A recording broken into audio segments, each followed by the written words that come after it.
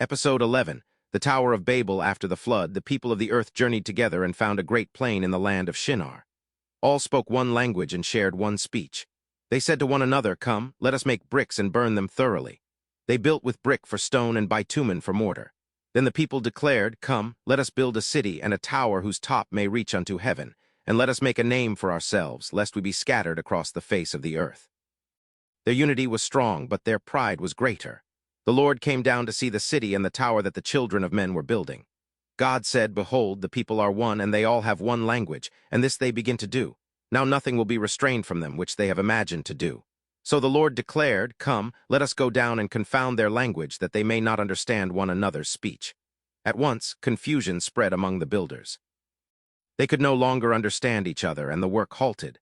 The city was left unfinished, and the place was called Babel, because there the Lord confused the language of all the earth. From that place, the Lord scattered them abroad upon the face of the whole world. This moment marked the beginning of nations, tongues, and tribes, setting the stage for the generations that would follow. Episode 12. From Shem to Abram's call. After the scattering at Babel, the generations of Shem were recorded. From his line came Arphaxad, then Salah, then Eber, and through the passing of centuries, nations arose. Peleg was born in the days when the earth was divided, and from him came Ru, Serug, Nahor, and Terah. Terah fathered Abram, Nahor, and Haran. Haran became the father of Lot, but he died in Ur of the Chaldees, the land of his birth. Abram took Sarai as his wife, and Nahor took Milcah, the daughter of Haran. Yet Sarai was barren and had no child. Then the Lord spoke with power and promise. He called Abram, saying, "Go from your country and from your kindred and from your father's house unto a land that I will show you. I will make of you a great nation. I will bless you and make your name great, and you shall be a blessing. I will bless those who bless you and curse those who curse you, and in you shall all the families of the earth be blessed." So Abram obeyed. He departed as the Lord had commanded, and Lot went with him.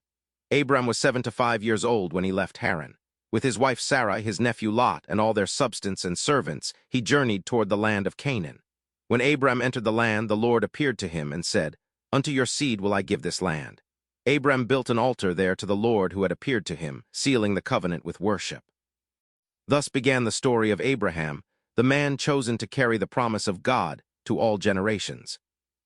Genesis, chapter 13, story summary. Faithful to the Ethiopian Bible, Abram left Egypt with Sarai, Lot, and all his possessions, journeying back into the land of Canaan. He was very rich in cattle, silver, and gold. Returning to the altar he had built earlier between Bethel and Ai, Abram once again called upon the name of the Lord, but strife soon arose. The land could not support both Abram's and Lot's herds together, for their flocks and herds were many. Quarreling broke out between their herdsmen, and the Canaanites and Perizzites also dwelt in the land. Abram, desiring peace, said to Lot, "Let there be no strife, I pray you, between me and you, nor between my herdsmen and your herdsmen, for we are brethren. Is not the whole land before you? Separate yourself, I pray you, from me. If you take the left hand, then I will go to the right, or if you go to the right, then I will go to the left." Lot lifted his eyes and saw that the plain of the Jordan was well watered everywhere, like the garden of the Lord, like the land of Egypt. He chose for himself the plain of Jordan and journeyed eastward. Thus they separated. Abram dwelt in the land of Canaan, while Lot pitched his tents near Sodom, a city of great wickedness. After Lot departed, the Lord spoke to Abram, "Lift up your eyes and look from the place where you are northward, southward, eastward, and westward. For all the land which you see, to you will I give it, and to your seed forever.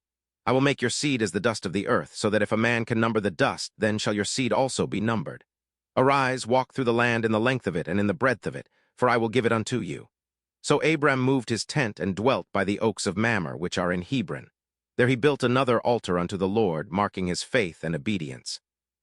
Genesis, chapter 14, story summary. Faithful to the Ethiopian Bible, in the days of Amraphel, king of Shinar, Arioch, king of Elasar, Chedorlaomer, king of Elam, and Tidal, king of nations. These kings made war with Barak, king of Sodom, Bersha, king of Gomorrah, Shinab, king of Admah, Shemeber, king of Zebim, and the king of Bela Zor. For 12 years the kings of the plain had served Chedorlaomer, but in the 13th year they rebelled. In the 14th year, Chedorlaomer and his allies came and struck the Rephaim, Zuzim, Emim, Horites, and others across the land, spreading terror. The kings of Sodom, Gomorrah, Admah, Zebim, and Bela gathered in the valley of Siddim, which was full of tar pits, to resist. But they were defeated, and the victors plundered Sodom and Gomorrah, seizing goods and provisions. Among the captives taken was Lot, Abram's nephew, who had been dwelling in Sodom. When Abram heard that Lot had been taken, he armed 318 trained men born in his household and pursued the invaders as far as Dan. By night, Abram divided his forces, struck them, and pursued them to Hobah, north of Damascus. He recovered all the goods, brought back Lot, his family, and all the captives. Upon returning, Abram was met by Melchizedek, king of Salem, priest of the Most High God. Melchizedek brought bread and wine and blessed Abram, saying, "Blessed be Abram of the Most High God, possessor of heaven and earth, and blessed be the Most High God, who has delivered your enemies into your hand." Abram gave him 1/10 of all the spoil. Then the king of Sodom offered Abram the goods in return for the people, but Abram refused, saying, "I have lifted my hand unto the Lord, the Most High God, the possessor of heaven and earth, that I will not take from a thread to a shoe latchet, nor anything that is yours, lest you should say, I have made Abram rich." Thus, Abram showed faithfulness, giving glory to God rather than to men.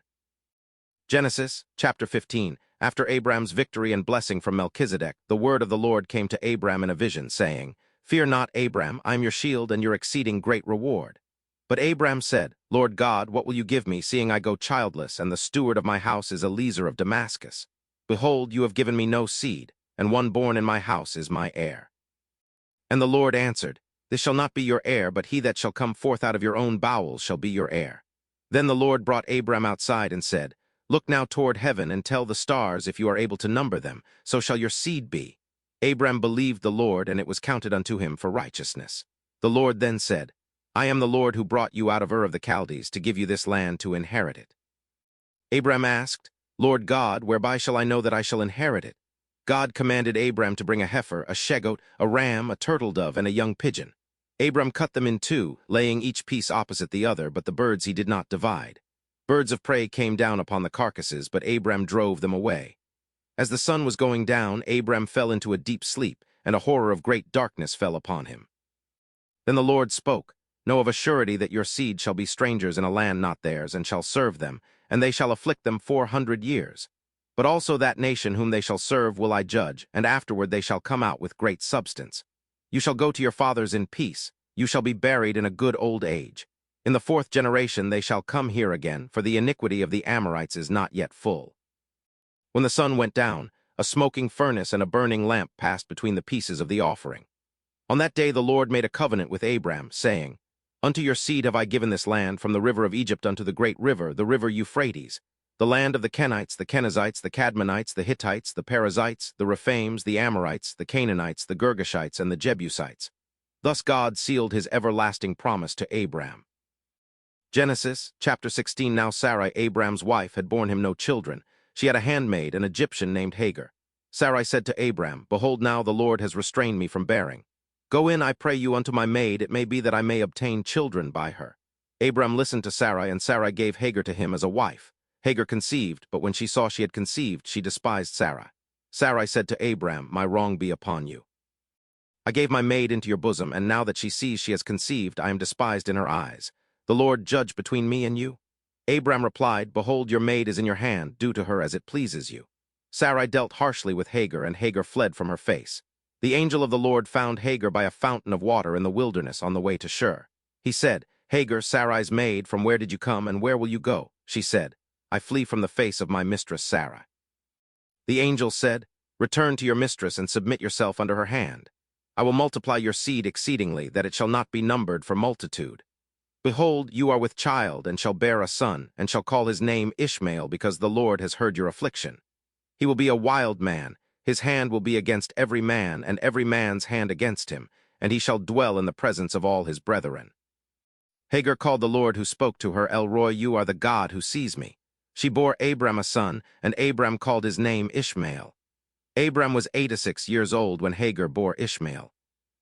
Genesis, chapter 17. When Abram was 99 years old, the Lord appeared to him and said, "I am God Almighty, walk before me and be perfect. I will make my covenant between me and you, and will multiply you exceedingly." Abram fell on his face, and God spoke, "Behold, my covenant is with you, and you shall be the father of many nations. No longer shall your name be called Abram, but your name shall be Abraham, for I have made you a father of many nations.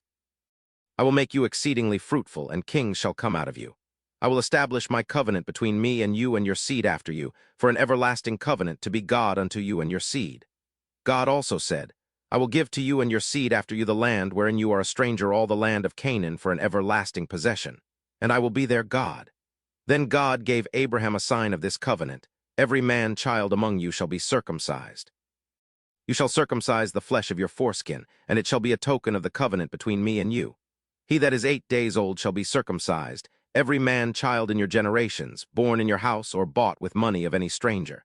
God continued, As for Sarai your wife, you shall not call her name Sarai, but Sarah shall her name be. I will bless her and give you a son also of her. She shall be a mother of nations, kings of people shall be of her. Abraham fell upon his face and laughed in amazement, saying in his heart, Shall a child be born unto him that is 100 years old? And shall Sarah that is 90 years old bear? Abraham said unto God, O that Ishmael might live before you. God replied, Sarah your wife shall indeed bear you a son, and you shall call his name Isaac. I will establish my covenant with him for an everlasting covenant, and with his seed after him. And as for Ishmael, I have heard you. Behold, I have blessed him, and will make him fruitful and multiply him exceedingly. 12 princes shall he beget, and I will make him a great nation. But my covenant will I establish with Isaac. That very same day Abraham took Ishmael his son, and all that were born in his house, and circumcised them, as God had commanded. Abraham was 99 years old when he was circumcised, and Ishmael was 13. Genesis, chapter 18, the Lord appeared to Abraham by the oaks of Mamre as he sat in the tent door in the heat of the day. Lifting up his eyes, he saw 3 men standing nearby. He ran to meet them, bowed himself to the ground, and said, My Lord, if now I have found favor in your sight, pass not away, I pray you, from your servant. Let a little water, I pray you, be fetched, and wash your feet, and rest under the tree. I will fetch a morsel of bread, and comfort your hearts. After that you shall pass on. The men agreed, saying, So do as you have said. Abraham hurried into the tent to Sarah, Make ready quickly 3 measures of fine meal, knead it, and make cakes upon the hearth. He ran to the herd, took a tender calf, gave it to a young man who hastened to prepare it. He brought butter, milk, and the calf which he had prepared, and set it before the 3 men. He stood by them under the tree while they ate. They asked him, Where is Sarah your wife? Abraham replied, Behold, in the tent. One of them said, I will certainly return to you according to the time of life, and behold, Sarah your wife shall have a son. Sarah heard it in the tent door behind him. Abraham and Sarah were old, well stricken in age, and Sarah had ceased to be with women. Sarah laughed within herself, saying, After I am waxed old shall I have pleasure, my Lord being old also. The Lord said to Abraham, Why did Sarah laugh, saying, Shall I surely bear a child, being old? Is anything too hard for the Lord? At the time appointed I will return unto you, and Sarah shall have a son. Then Sarah denied it, saying, I laughed not, for she was afraid. But the Lord said, Nay, but you did laugh. When the men rose to leave, they looked toward Sodom, and Abraham went with them to see them off. The Lord said, Shall I hide from Abraham that thing which I do, seeing that Abraham shall surely become a great and mighty nation, and all nations of the earth shall be blessed in him? For I know him, that he will command his children and his household after him, and they shall keep the way of the Lord to do justice and judgment.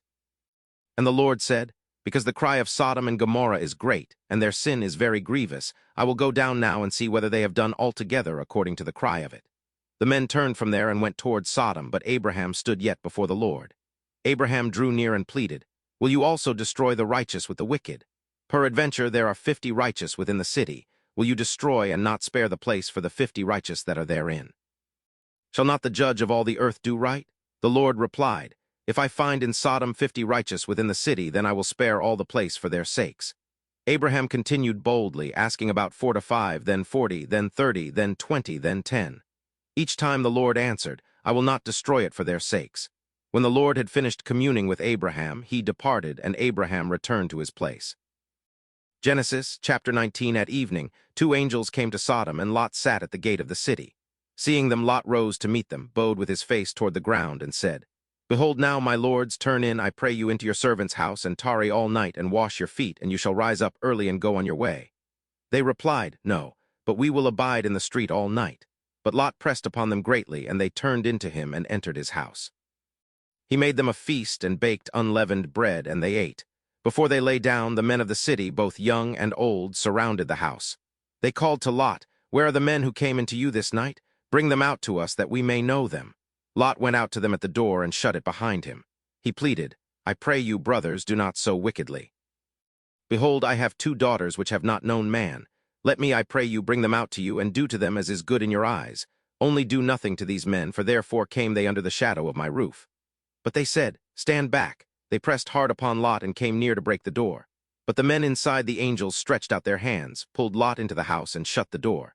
They struck the men outside with blindness, both small and great, so that they wearied themselves to find the door. The angels said to Lot, "Have you here any besides? Son-in-law, sons, daughters, and whatsoever you have in the city, bring them out of this place. For we will destroy this place, because the cry of them is great before the Lord, and the Lord has sent us to destroy it." Lot went out and spoke to his sons-in-law, "Up, get you out of this place, for the Lord will destroy this city." But he seemed as one who mocked in their eyes. At morning dawn the angels urged Lot, "Arise, take your wife and your 2 daughters which are here, lest you be consumed in the iniquity of the city." While he lingered, the men laid hold upon his hand, the hand of his wife and the hands of his 2 daughters, the Lord being merciful unto him. They brought him forth and set him outside the city. One angel said, "Escape for your life. Look not behind you, neither stay in all the plain. Escape to the mountain, lest you be consumed." Lot pleaded, "Oh, not so, my lord. Behold, now this city is near to flee unto, and it is a little one. Oh, let me escape there, is it not a little one? And my soul shall live." He said to him, "See, I have accepted you concerning this thing. I will not overthrow the city of which you have spoken. Haste, escape there, for I cannot do anything till you arrive." Therefore the city was called Zor.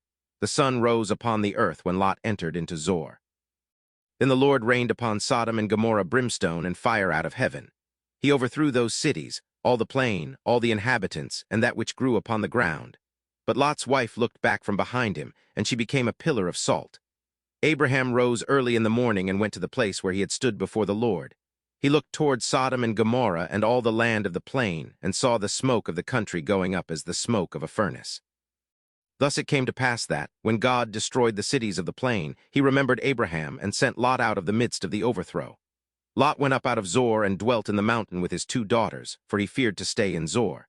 He and his daughters lived in a cave. The elder said to the younger, "Our father is old, and there is not a man in the earth to come in unto us after the manner of all the earth. Come, let us make our father drink wine, and we will lie with him, that we may preserve seed of our father." That night they made their father drink wine, and the elder lay with him. He perceived not when she lay down nor when she arose. The next night the younger did the same. The elder bore a son and called his name Moab. The younger bore a son and called his name Ben-Ammi. These became the fathers of the Moabites and the Ammonites. Genesis, chapter 20, story summary complete. Abraham journeyed from there toward the south country and dwelt between Kadesh and Shur, and sojourned in Gerar. Abraham said of Sarah his wife, "She is my sister." And Abimelech king of Gerar sent and took Sarah. But God came to Abimelech in a dream by night and said, "Behold, you are but a dead man, for the woman which you have taken is another man's wife." Abimelech had not come near her, and he said, "Lord, will you slay also a righteous nation?" Said he not unto me, "She is my sister," and she herself said, "He is my brother. In the integrity of my heart and innocence of my hands have I done this." God replied, "Yes, I know that you did this in the integrity of your heart, for I also withheld you from sinning against me. Therefore I did not allow you to touch her. Now therefore restore the man his wife, for he is a prophet, and he shall pray for you, and you shall live.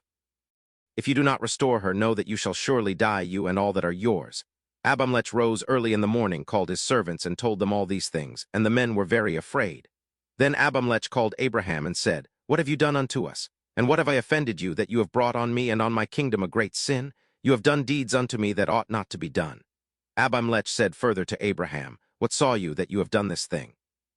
Abraham said, "Because I thought, surely the fear of God is not in this place, and they will slay me for my wife's sake. And yet indeed she is my sister. She is the daughter of my father, but not the daughter of my mother, and she became my wife.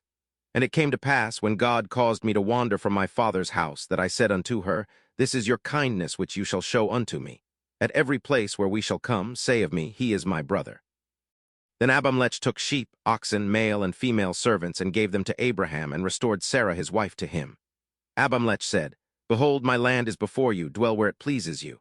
To Sarah he said, "Behold, I have given your brother 1,000 pieces of silver. Behold, he is to you a covering of the eyes, unto all that are with you and with all others." Thus she was reproved. So Abraham prayed unto God, and God healed Abimelech his wife and his maidservants, and they bore children. For the Lord had fast closed up all the wombs of the house of Abimelech because of Sarah, Abraham's wife.